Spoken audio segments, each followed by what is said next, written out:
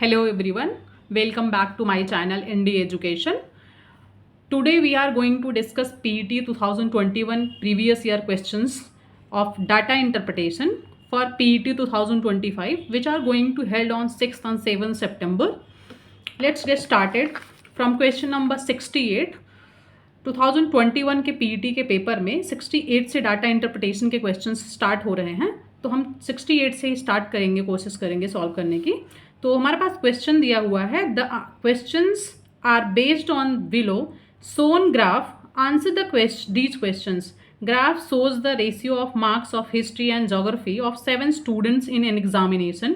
ये ग्राफ में दिखाया गया है हिस्ट्री एंड ज्योग्राफी का रेशियो, मतलब मार्क्स कितना 7 स्टूडेंट्स को मिला है।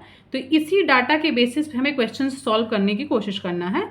सबसे पहला क्वेश्चन हमारे पास है, percentage increase of marks in geography from students 3 to 4।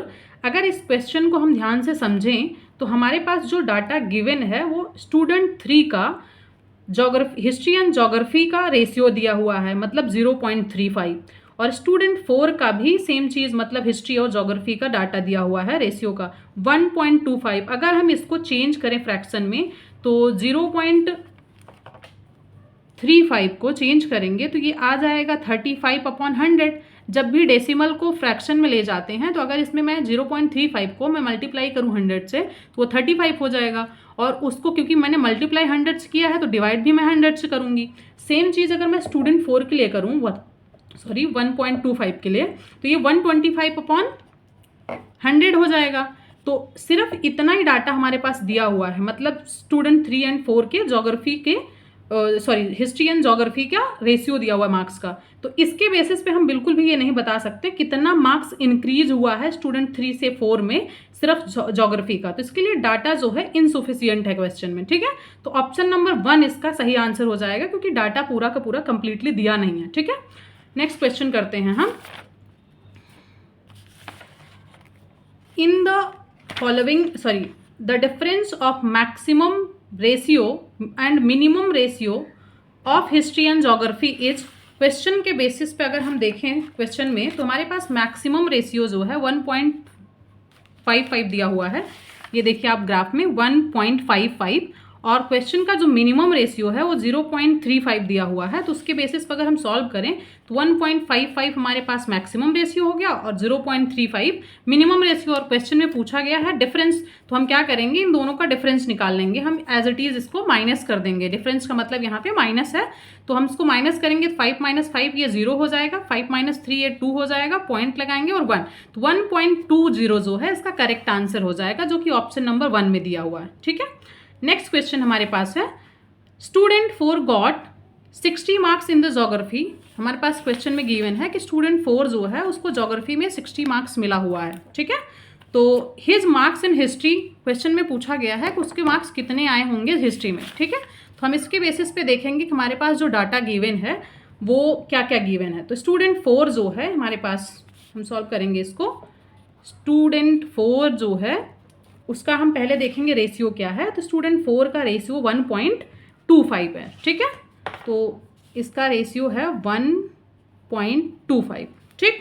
तो इसको अगर हम फ्रैक्शन में चेंज करेंगे तो 125/100 हो जाएगा, ठीक है। तो 125/100 क्वेश्चन में गिवन है कि जो ज्योग्राफी का मार्क्स है, ये जो क्वेश्चन दिया, ये रेशियो जो दिया हुआ है ये हिस्ट्री और ज्योग्राफी का रेशियो है।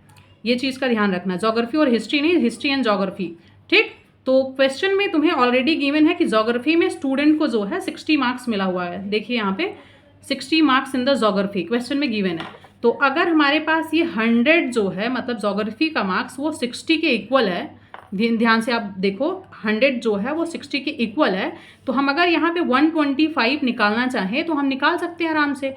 60 डिवाइडेड बाई 100 और मल्टीप्लाई बाई 125, ठीक। तो ये 0 से 0 कैंसिल हो जाएगा, और 2 × 3 = 6, 2 × 5 = 10, 5 × 1 = 5, और 5 × 2 = 10, 5 × 5 = तो 25 को 3 से अगर मल्टीप्लाई करेंगे तो यहाँ पे ये 75 आ जाएगा, ठीक है। तो जो स्टूडेंट को ज्योग्राफी में 60 मार्क्स मिला हुआ है उसके लिए हिस्ट्री का मार्क्स जो है वो 75 हो जाएगा, ठीक है। ऑप्शन नंबर 2 इसका करेक्ट आंसर है, ठीक है। हमारे पास नेक्स्ट क्वेश्चन है, how many students got more marks in history than in the geography. हमें ये बताना है कि कितने स्टूडेंट्स ऐसे हैं जिनको हिस्ट्री में मार्क्स ज़्यादा मिले हैं एज कंपेयर टू जोग्राफी। ठीक है, तो हमारे पास जो डाटा गिवन है हम उसको लिखेंगे अच्छे से क्वेश्चन में जो बताया गया। ठीक है, हम यहाँ से देखेंगे कि क्या चीज़ें दी गई हैं। तो हमें क्वेश्चन मतलब स्टूडेंट 1 से लेके 7 तक ये देखना है कि उसका रेशियो क्या दिया गया है। अगर एज इट इज़ हम रेशियो को लिखें और उसको फ्रैक्शन में चेंज कर दें, मतलब सबसे पहले हम ये देखें स्टूडेंट 1 जो है उसका रेशियो दिया है हिस्ट्री एंड जोग्राफी का रेशियो गिवन है 0.65। इसको हम अगर फ्रैक्शन में चेंज करेंगे तो 65/100 हो जाएगा। इसी तरीके से हम स्टूडेंट 2 का निकालेंगे तो स्टूडेंट 2 का दिया हुआ है 0.85। इसको भी हम सॉल्व करेंगे तो 85/100 आ जाएगा। ठीक, स्टूडेंट 3 का भी गिवन है उसी के 0.35। ठीक, तो ये 35/100 आ जाएगा। ओके, नेक्स्ट हमारे पास स्टूडेंट 4 का दिया हुआ है 1.25, तो ये 125/100 आ जाएगा। ये मैं कैसे कर रही हूँ आप लोगों को मैंने ऑलरेडी समझा दिया, इसलिए मैं डायरेक्ट लिखते चली जा रही हूँ। ठीक, स्टूडेंट 5 का अगर हम देखेंगे तो हमारे पास ये 1.4 दिया हुआ है, तो क्योंकि 1.4 पॉइंट के बाद एक ही डिजिट है तो मैं ऊपर 10 से मल्टीप्लाई करूँगी तो ये 14 हो जाएगा, तो मैं नीचे भी 10 से डिवाइड कर रही हूँ। स्टूडेंट 6 है हमारे पास 0.95, तो ये 95/100 हो जाएगा। ठीक, स्टूडेंट 7 है हमारे पास 1.55, तो ये 125/100 हो जाएगा। तो अगर हम इसके बेसिस पे देखेंगे कि जो अभी मैंने इस सारे डाटा को फ्रैक्शन में चेंज किया है, क्योंकि ऑलरेडी हमें पता है कि ऊपर मतलब न्यूमरेटर में दिया हुआ जो नंबर है वो हिस्ट्री का मार्क्स है और डिनोमिनेटर में दिया हुआ नंबर जो है ज्योग्राफी का मार्क्स है। ठीक है, तो हिस्ट्री के मार्क्स मतलब न्यूमरेटर जिसका बड़ा होगा वही हिस्ट्री का मार्क्स उसी में ज़्यादा होगा। तो हमारे पास एक स्टूडेंट 4 का और दूसरा स्टूडेंट 5 का और नेक्स्ट स्टूडेंट 7 का, मतलब 4 और 5 और 7 ऐसे स्टूडेंट्स होंगे। मतलब टोटल नंबर ऑफ स्टूडेंट्स जिनके हिस्ट्री में मार्क्स ज्योग्राफी से ज़्यादा हैं वो 3 हैं स्टूडेंट्स, मतलब 4 और 5 और 7। ठीक है, तो इसका यहाँ पे एक बार आप लोग ये डाटा मैच कर लीजिए ग्राफ के बेसिस पे, एज इट इज़ मैंने बिल्कुल करेक्ट लिया हुआ है। ठीक है, ये 1.55, 0.95, 1.4। ठीक है, तो अब हमारे पास इसमें दिया हुआ था कितने स्टूडेंट्स ऐसे हैं जिनके हिस्ट्री के मार्क्स ज्योग्राफी के मार्क्स से ज़्यादा हैं। तो हमारे पास टोटल 3 आंसर आ गया, student 4, student 5, student 7। Okay, next question करते हैं हम। तो इसमें ऑप्शन 4 सही हो गया। Which of the following students got less marks in history than in the geography. अगर हमारे पास टोटल नंबर स्टूडेंट जो थे वो 7 थे और यहाँ से 3 ऐसे स्टूडेंट्स हैं जिनके जोग्राफी हिस्ट्री में मार्क्स ज़्यादा आए हैं एज कम्पेयर टू जोग्राफी, तो उसी से रिलेटेड डाटा हमारे पास ये भी क्वेश्चन है। तो पूछा गया है कि कौन कौन से ऐसे स्टूडेंट्स हैं जिनके हिस्ट्री में मार्क्स जो हैं वो कम है एज कम्पेयर टू जोग्राफी। ये देखो हमारे पास क्वेश्चन नंबर जो हमने अभी सॉल्व किया 71, उसी के बेसिस पे हम बता सकते हैं 1, 2, 3, 4, मतलब student 1, student 2, student 3 and student 6 ऐसे स्टूडेंट हैं जिनके ज्योग्राफी के मार्क्स ज़्यादा हैं एज कम्पेयर टू हिस्ट्री, क्योंकि ऊपर दिया हुआ मार्क्स जो है वो हिस्ट्री का मार्क्स है और नीचे दिया हुआ मार्क्स जो है वो ज्योग्राफी का मार्क्स है, क्योंकि क्वेश्चन में ऑलरेडी गिवन है कि ये हिस्ट्री एंड ज्योग्राफी का रेशियो गिवन है। ओके, तो हमारे पास यहाँ पे जिसमें भी यहाँ पे 4, 5, 7 दिया है ये गलत है, क्योंकि 4, 5, 7 में जो स्टूडेंट्स हैं उनके हिस्ट्री के मार्क्स ज़्यादा हैं। और यहाँ भी 4, 5, 7 दे दिया तो ये भी गलत हो गया, इसमें 5 दे दिया तो ये भी गलत हो गया। 1, 2, 3, 6 नंबर के जो स्टूडेंट्स हैं वो ऐसे स्टूडेंट्स हैं जिनके मार्क्स हिस्ट्री में कम है ज्योग्राफी से। तो ऑप्शन नंबर इसका 4 करेक्ट आंसर हो गया। ठीक है, तो हम अगला क्वेश्चन करेंगे। अब हमारे पास यहाँ से नेक्स्ट क्वेश्चन स्टार्ट होता है। 73 से लिखा है study the graph and answer the following questions. हमारे पास ये ग्राफ दिया हुआ है, आप लोग एक बार ध्यान से देखो इसको, इसी के बेसिस पे हम क्वेश्चन सॉल्व करने की कोशिश करेंगे। ठीक है, हमारे पास क्वेश्चन नंबर 73 है और 73 में क्वेश्चन में पूछा गया है average production during the 8 years watch. हमें बताना है कि पूरे ये 8 ईयर्स में मतलब 2013-14 से लेके 2021 तक कितना प्रोडक्शन हुआ है इस पूरे production of raw wool in the metric tons. ठीक है, मेट्रिक टन्स में हमें बताना है कि कितना हुआ। ठीक, तो हम अब क्वेश्चन स्टार्ट करेंगे। इसको सॉल्व करने का। इसमें एवरेज पूछा गया है, तो एवरेज निकालने का हमें फॉर्मूला ऑलरेडी पता है कि एवरेज निकालेंगे जब हम, तो एवरेज का फॉर्मूला होता है average is equal to sum of terms upon में नंबर ऑफ टर्म्स। ठीक, तो sum of terms and number of terms, ये एवरेज का फॉर्मूला है। और क्वेश्चन में देखो इसमें पूछा गया है the average production of average production during the 8 years. हमें 8 सालों में पूरा एवरेज प्रोडक्शन बताना है। तो अगर हम इन सब को मतलब 56, 51, 53, 65, 76, 58, 68, 73 इन सबका सम कर दें और 1, 2, 3, 4 मतलब टोटल 8 ईयर्स हैं और उसको डिवाइड कर दें, तो सबका सम हम अगर करेंगे तो वो आ जाएगा हमारे पास 500। ठीक है, तो ये आएगा 500। आप लोग सम करके देख लीजिएगा, मैंने कर लिया है। तो ये आ गया हमारे पास 500 और डिवाइड करेंगे 8 से, क्योंकि टोटल कितने ईयर्स हैं, 8 ईयर्स हैं। तो इसको हम डिवाइड करेंगे तो हमारे पास आंसर आ जाएगा इसमें 62.5। ठीक, 62.5 MT। ठीक, तो ऑप्शन 4 इसका करेक्ट आंसर हो जाएगा। ये एवरेज पे बेस्ड DI है क्वेश्चन। अगर ये फॉर्मूला सिंपली याद है तो बहुत इजीली हो जाएगा क्वेश्चन। नेक्स्ट क्वेश्चन 74 है हमारे पास। The maximum percentage decrease of production over the previous year was in the year. हमें ये बताना है कि ये जो सारा डाटा दिया गया है, पिछले साल के कंपैरिजन में कौन से ईयर सबसे ज़्यादा डिक्रीमेंट मतलब सबसे ज़्यादा घटा है प्रोडक्शन। ठीक है, तो अगर हम ध्यान से देखें, हमें सारा देखना भी नहीं है, जो हमारे पास 4 ऑप्शंस दिए गए हम वही 4 ऑप्शंस के बेसिस पे इसको अच्छे से क्वेश्चन सॉल्व कर सकते हैं। 14 से 15, 13 से 14, 17 से 18, 18 से 19 हमको देखना है। तो अगर हम इस ग्राफ को बहुत डिटेल में देखें तो सबसे हाईएस्ट 76 है, और 76 जो है 17-18 में सबसे हाईएस्ट प्रोडक्शन 76 था, और उसके बाद बहुत डाउन डिक्रीमेंट हुआ है बहुत तेज़ी के साथ 2018 से 19 में। ठीक है, तो हम ये कह सकते हैं कि 2018 से 19 में जो है सबसे ज़्यादा डिक्रीमेंट हुआ है। ठीक है, as compare to previous year. तो ऑप्शन नंबर 3 इज करेक्ट, मतलब 2018 to 19 सही। ठीक है, हम नेक्स्ट क्वेश्चन करेंगे। The production of raw wool in the 2014 to 15। हम पहले देखेंगे 14 to 15 में कितना रॉ वुल का प्रोडक्शन हुआ है। वो है हमारे पास 14 to 15 में 51। कितना है? 51। ठीक, उसके बाद कह रहा है कि ये कितना 3/4 है, मतलब इसका आंसर ऐसे दिया गया है ऑफ द प्रोडक्शन ऑफ 1920। 1920 का पहले हम लिख लें तो 68 है, ये 68 है। ठीक है, ये हमारे पास जो है ये 14-15 का 2014-15 का लिखा है मैंने, और ये हमारे पास जो है 2019 से 20 का है। अगर हम इसको इस तरीके से सॉल्व करें, मान ले अगर हम क्वेश्चन के बेसिस पे यहाँ जहाँ लिखा हुआ है क्वेश्चन मार्क है मतलब ब्लैंक है, तो इसको मैं x मान लूँ अगर, तो मैं ये कह सकती हूँ कि x of 68 is equals to 51, मतलब x of the production in 2020, 19 और 20 में वो इक्वल है प्रोडक्शन जितना 2014 और 15 में हुआ है। मैं कह सकती हूँ ऐसा। तो अगर मैं यहाँ पे इसको ऐसे लिख दूँ, ऑफ का मतलब होता है मल्टीप्लिकेशन, तो x is multiply by 68 is equals to 51 हो जाएगा, और x को इधर मल्टीप्लिकेशन में उधर जाएगा तो डिवाइड हो जाएगा, x is equals to 51 upon में 68 हो जाएगा।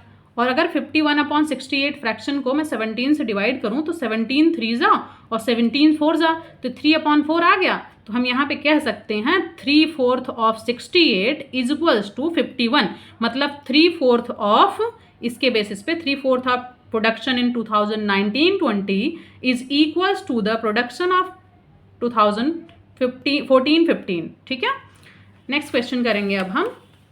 ये इसका आंसर जो है 1 सही है। ठीक है, नेक्स्ट क्वेश्चन हमारे पास, maximum rise in the production of raw wool was in the year.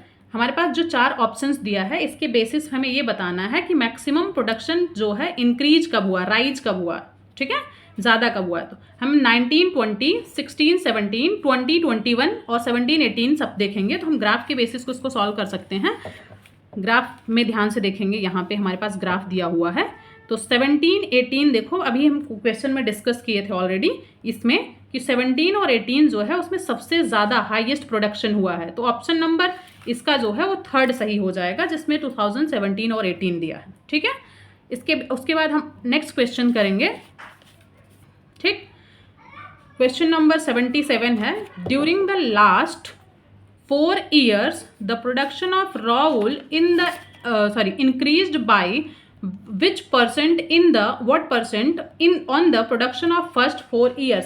हमें लास्ट 4 years के प्रोडक्शन को ऐड करना है सॉरी अगर हम लास्ट 4 years के प्रोडक्शन को ऐड करें तो हम क्या करेंगे, 73, 68, 58 और 73 सबको हम 76 सबको ऐड करेंगे। तो लास्ट को अगर हम ऐड करेंगे तो ये हमारे पास आएगा ऐड होने के बाद 275, ठीक है, मैंने ऐड कर लिया है, आप लोग अपना करके देख लीजिएगा।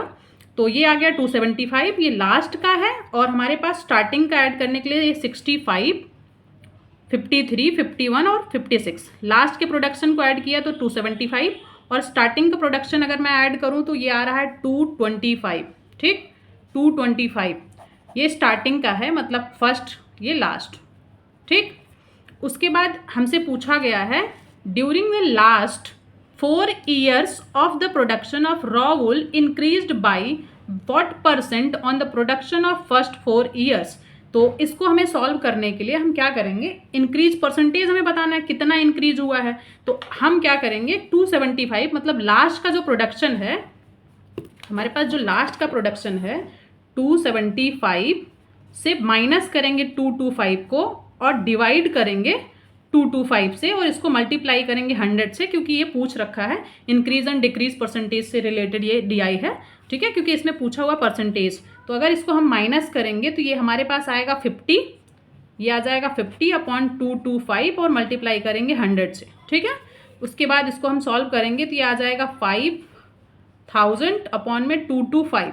इसको हम चाहे तो इसको सिंप्लीफाई कर लें पहले, मतलब जितना कट रहा हो, उसके बाद इसको सॉल्व करके अच्छे से हम या डिवाइड कर लें डायरेक्ट, तो हमारे पास आंसर जो आएगा वो आएगा 22.2 आंसर आ जाएगा, ठीक। इसको सॉल्व करके देख सकते हैं आप लोग। हमारे पास नेक्स्ट क्वेश्चन है और आगे हम DI का क्वेश्चन डिस्कस करेंगे। यहाँ से क्वेश्चन नंबर 78 से, which salesman commission in 2018 so the highest increase over that in 2015। हमें ये पूरा का पूरा चार्ट देखना है और 2018 और 15 के बेसिस पे ABCD में हमें ये बताना है कि कौन सा ऐसा सेल्समैन है जो सबसे ज़्यादा प्रोडक्शन किया है 2018 और 2015 के कंपैरिजन में। तो हमें क्या करना होगा कि ABCD जो दिया हुआ है उसका 2018 जो है इसका प्रोडक्शन लेके, इसका मतलब अगर A का निकालना है तो हम 29,800 लिखेंगे, और A में जो दिया हुआ है तो 2015 का A का जो दिया इसको माइनस करेंगे, और इसी तरीके से ABCD सबका करेंगे। तो हमारे पास जो C वाला आंसर है, C के पास सबसे ज़्यादा प्रोडक्शन आ रहा है जो कि 2900 है। अगर हम C को निकालेंगे तो यहाँ से हम लेंगे 29,100, उसको माइनस करेंगे 26,200 से, तो ये आ रहा है 2900 जो कि सबसे ज़्यादा प्रोडक्शन है। तो इसका ऑप्शन जो है C सही हो जाएगा। ऑप्शन C मतलब सेल्समैन C जो है हाईएस्ट प्रोडक्शन कर रहा है, तो मतलब इसका 1 आंसर करेक्ट हो जाएगा। नेक्स्ट क्वेश्चन है हमारे पास, in which of the following year was difference between the highest and lowest commission earned by any salesman maximum. तो हमें ये बताना है सब 2017, 18, 19, 20 में से सबसे ज़्यादा मैक्सिमम प्रोडक्शन कब हुआ है, कौन से सेल्समैन अर्न किया है। तो हमें ये सारा देखेंगे, हम ये सारा ऐड कर देख सकते हैं, ठीक। तो 2019 जो है यहाँ पे सबसे ज़्यादा प्रोडक्शन हुआ है, 19, 18, 17, 18, 19, 20 दिया हुआ है, तो हम ये प्रोडक्शन देखेंगे। 19 कमीशन D, सेल्समैन D का हमें सिर्फ देखना है, इसका है 29,800। तो जो भी ऑप्शन में गिवन है मतलब उतना ही ऑप्शन हम 4 ही चेक करेंगे। जैसे हम चाहें तो यहाँ से 15 से लेकर 20 तक पूरा देखें, तो उससे अच्छा है कि हमारे पास जो 4 ऑप्शन में दिया होगा, मतलब 17, 2017, 2018 और 19 और 20, हम वही आंसर्स को मैच कर सकते हैं। तो 2019 में जो सेल्समैन D है उसका सबसे हाईएस्ट प्रोडक्शन है 29,800, तो इसका ऑप्शन जो है B करेक्ट आंसर हो जाएगा, ठीक है। नेक्स्ट क्वेश्चन हमारे पास दिया हुआ है, in the year 2019 commission earned by salesman D was approximately what percent of commission earned by A। तो हमें ये देखना है क्वेश्चन नंबर 80 के लिए। तो पहले हम 2019 में ये देखेंगे कि जो सेल्समैन डी है वो कितना अर्न किया है। 2019 में सेल्समैन डी जो है वो 29,800 अर्निंग है इसकी। उसके बाद हमें देखना है 2019 में ही ए की अर्निंग कैसी है।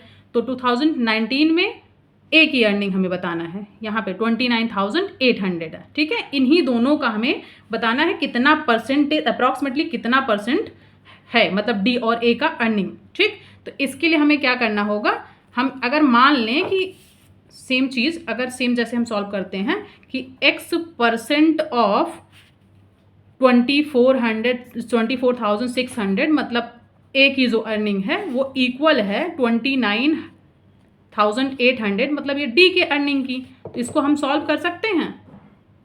तो x मल्टीप्लाई बाई 24,600